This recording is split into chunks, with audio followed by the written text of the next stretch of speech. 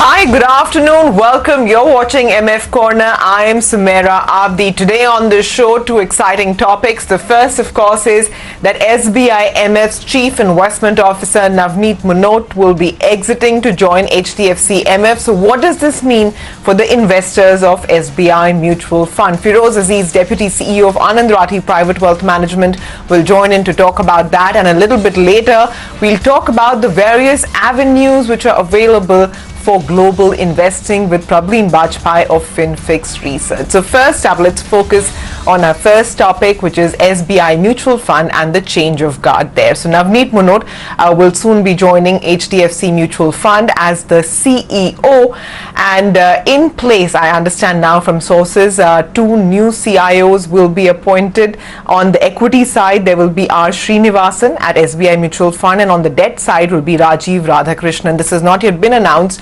but probably in a few days this news should be out soon. So Firoz, first up, before I ask you about SBI Mutual Fund in particular, in general, can you give us a sense of what does it mean when a CIO leaves a particular mutual fund? Because over the last few years there have been quite a few instances. Does it have material impact on the funds, and what does it mean for investors? Sumaira, I think CIO exit means different for different AMCs. If you, like you said, over the last 5 years, there have been about 10 CIOs who have left and joined elsewhere. So there have been 10 changes of the CIOs. And in each of these cases, the outcome has been very different. So I think CIO change is an important event, no denying that. Second, I think process-driven organizations don't have material impact. That's the conclusion you can derive from the experience of these 10 exits and an analysis into it. Third, there could be some degree of redemption pressure on some asset management companies when the CIO leaves, but not all of them. Because there have been some CIOs leaving and then the assets have grown multifold. And multifold would be a wrong statement to make, exponentially. And I think performances have also improved in certain cases. So it's a mixed bag. There's no conclusive data. I think process-driven large organizations have not had impact. Okay, Firoz, I take this point about process-driven AMCs, but a lot of the performance is also market-driven, right? I mean, if you see the recent performance, it would be bad across the board, right? Except for a few standout performers. So how much of a performance is actually the CIO's forte? I mean, I know that it's considered a change in the fundamental attribute, but if a CIO is not managing the funds themselves, right, like in Navneet's case, and we have many other CIOs who are not actively managing the funds but perhaps guiding the overall investment philosophy, how much of a change does that make? Yes, I think, Sumaira, you've actually raised a very, very valid point. There are quite a few CIOs who don't manage the schemes themselves. For example, in Navneet's case, most of the large schemes were not managed by him in SBI. As he exits. So I think fund manager has a very large role to play. How do you find out how much is CIO's influence is by finding out the disparity in the performance of the schemes of that AMC. For example, in SBI's case, because that's the case in point, you see that last 3-year performance has been quite diverse for the schemes. Here, on one hand, you have an SBI focused equity, which has delivered 7% return close to in 3 years. And in the same basket of SBI, you have another fund, which is SBI Midcap, which has generated about -1%. So this diversity says that the freedom of the fund manager to manage the portfolio is high. That's why the CIO's relevance, especially from a long-term perspective, is not so much in the case of SBI, because divergence of performance in a fund house exhibits the freedom given to the fund manager than the CIO. Okay, so let's take that point forward, right? Because now the two new CIOs that are coming in, R. Srinivasan on equity and Rajiv Radhakrishnan on debt, both have a vintage of 10 years. They've both been actively managing funds. What does it mean for investors, not just of the funds that they were managing, but overall, right? I mean, both equity and debt segments. They both have a vintage of 10 years at SBI. And, the second rung has been mentored quite well. Should investors worry? To my mind, clearly there's nothing to worry in case of SBI. Because the analysis clearly says if you bifurcate equity and debt, equity has three popular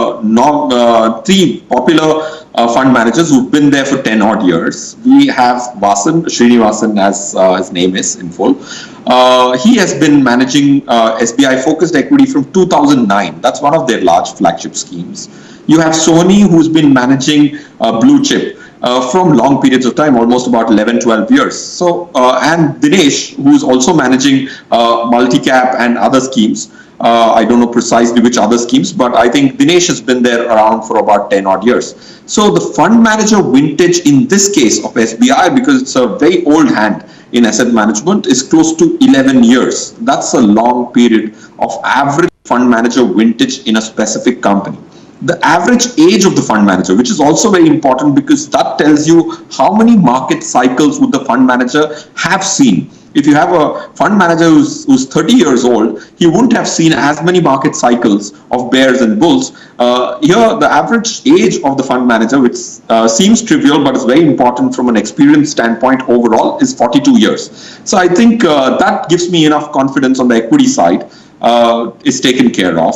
And Srinivasan is a very, very sensible stock picker, and that's been exhibited in the focused equity fund. And if he's the candidate to become the CIO, it's a very good news for the equity fund investors of SBI, to my mind. On the debt side also, Rajiv has been there for long periods of time, and he manages the debt portion of the hybrid scheme, which has been managed very well, to my mind, unlike the balanced schemes in the marketplace. So I'm very confident if this role of Navneet is broken into two components, debt and equity, I think it's a good news for SBI fund investors than a bad news, because both have their skill sets, and the AMC is large enough to be split into two AMCs, because we're speaking of upwards of 4 lakh crores of assets under management. Yeah. Yeah, it was about time, right? I mean, you needed two separate CEOs, and in general, I would think that SBI Mutual Fund has shown stability in terms of not too many exits there, right? Barring the big one being Navneet. Therefore, do you expect any kind of redemption pressure at all, or none? So, to my mind, SBI is a very different fund house. It is the top fund house now. The kind of assets which they've collected are not from one source. There's a diverse nature of assets. If you look at the 4 odd lakh crores, 1 lakh crore actually comes from their own distribution arm in the form of an SBI bank, which is largely retail. That's a very large distribution network in itself. The rest of the distributors contribute to 1 lakh crore of assets. EPFO, Employee Provident Fund, the organization contributes about 1 lakh odd crores, and institutional, largely debt side, contributes about upwards of 1 lakh. So it's very diverse. It does not have too much dependency on HNI money as much as other AMCs would have. So I think redemption pressure would not be there, especially in their large schemes, which are having consistency with respect to the fund manager before and after the fund manager is same.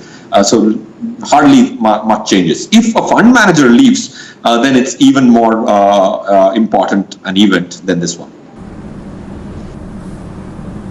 Okay, and just before we wrap up then, I mean, since Navneet Munot is joining HDFC, where the performance has been in question, and the thing is that, from being a stock person, he now goes into an organizational role, right, as the CEO.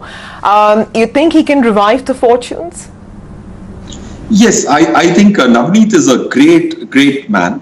Both substance and simplicity. I've interacted with him on numerous occasions, and I've learned a lot.